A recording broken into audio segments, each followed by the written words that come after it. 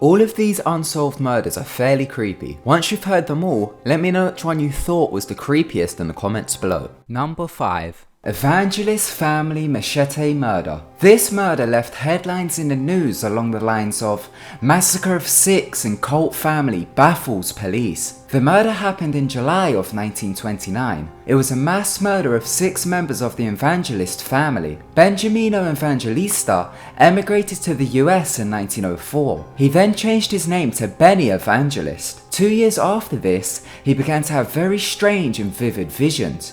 He described them as "my own views and signs." He said he would have the visions from about midnight till 3 AM and they would always occur around this time. He released this information in a book titled "The Oldest History of the World Discovered by Occult Science in Detroit, Michigan." Benny was a rather odd man and was known to dabble in the occult. He began to start selling people spiritual remedies and people would visit him for such things as hexes, herbs and cures. He would perform ceremonies in the basement of his Detroit home in St. Albans Avenue. Within the basement was an occult ritual chamber and several altars.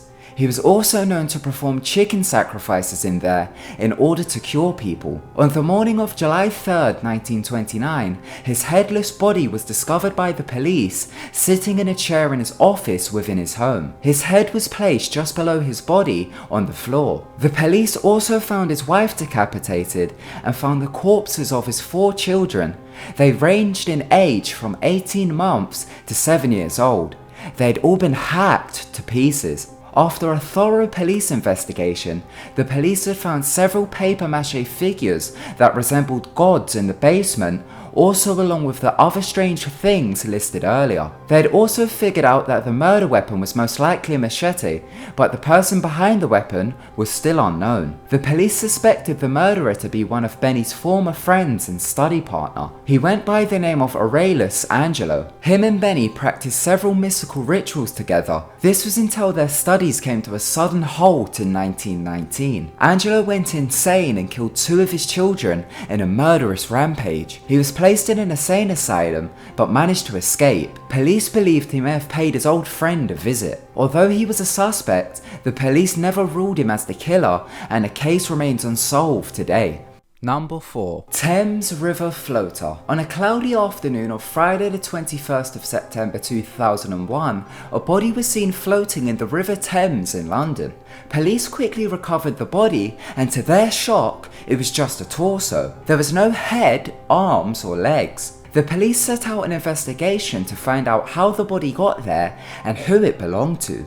Forensics found out that the torso was of a Nigerian boy aged between 4 and 7. They'd also found out that the cuts that had been made were of a professional standard and resembled that of a butcher. Police had dubbed the murdered boy as Adam. They believed Adam was part of a human sacrifice to Nigerian gods. After some further investigation, all the evidence pointed to a ritual murder. They were able to trace the boy back to a city in southern Nigeria called Benin. They also ruled that Adam was brought into the UK for the sole purpose of the murder. A year later, the case led them to a human smuggler by the name of Kingsley Ojo. The police searched his apartment and found a bag full with several different materials. This included bones, sand, and tiny pieces of gold. These materials were also found inside Adam's stomach during the post-mortem. Also in the apartment, police found several videotapes titled Rituals. They showed ritual dismemberments of human victims. Although there was some evidence, the police couldn't find a solid connection between the murder and Kingsley. He was convicted for 4 years for human smuggling and was eventually deported to Nigeria. 12 years later in 2013, the boy was finally identified.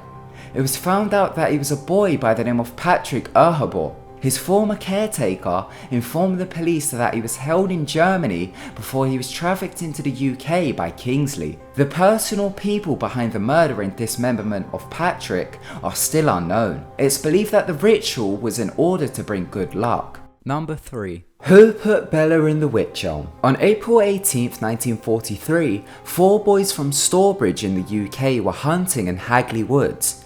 They then came across a large wych elm. Believing it was a good place to hunt birds' nests, one of the boys began to climb the tree. As he looked down to place his foot on a trunk, he discovered a skull. At first they thought it was an animal skull, but then they noticed it had human hair and teeth. They then realised that they had found a human skull and became terrified. They all rushed home. At first, they were hesitant to tell their parents to what they discovered, as they was trespassing on the land where the skull was found. Eventually, the youngest of the group felt really uneasy and decided to tell his parents what he found. They reported it to the police. The police went to the elm and found an almost complete human skeleton. They also found a shoe, a gold ring, and some fragments of clothing. They had also found a severed hand buried in the ground near the tree. The skeleton was sent for forensic examination. It was established that the skeleton was a female and had been dead for at least 18 months. It was also found out that she may have died from asphyxiation,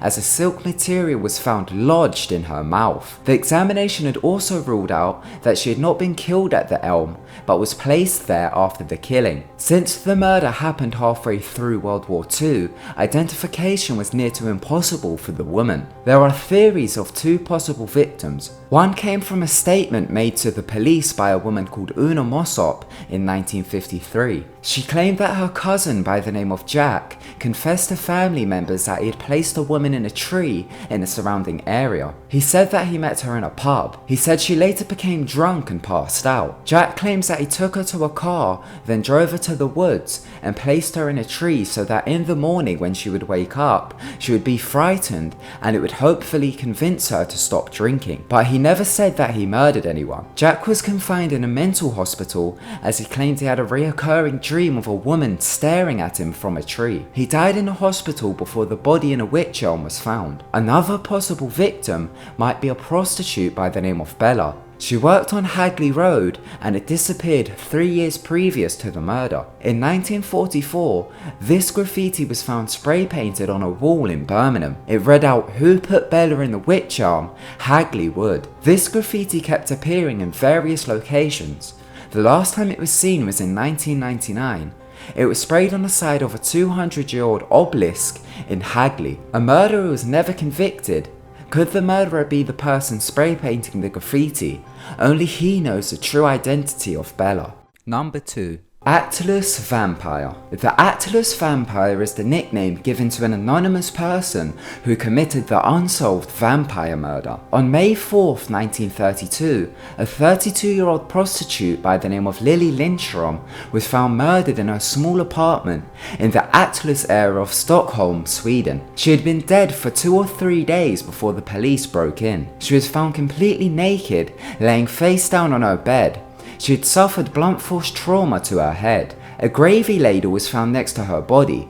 On further investigation, it was found out that her body was drained of all of its blood and the murderer had used the ladle to drink Lily's blood. After a lengthy investigation, many suspects were interviewed, but none were charged with her murder.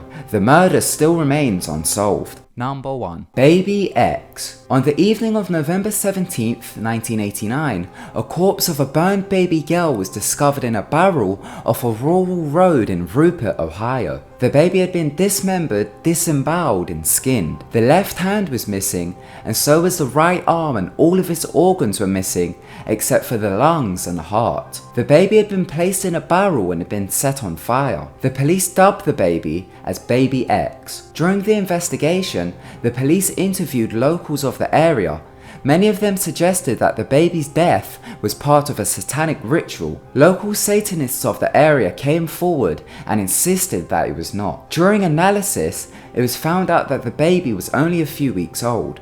The police also searched hospitals for records of a possible mother, but no records were found. A lead to the case finally came. A 9-year-old boy identified by police as Timothy reported to the police in 1990 that he'd witnessed a human sacrifice in which a baby died. He claimed the baby was put in a bin and was set on fire. Police were convinced that he witnessed the murder, but Timothy's parents described him as a trouble child and a persistent liar, so the police didn't look too much further into it. Still today, it's believed that Satanists were behind the murder. The baby was never identified and no one was arrested for the murder. Thank you so much for watching. That last one was a really disturbing one. What do you think could have happened? I think that the police should have focused on Timothy's statement a bit more. Remember to subscribe to keep updated with our videos. Goodbye.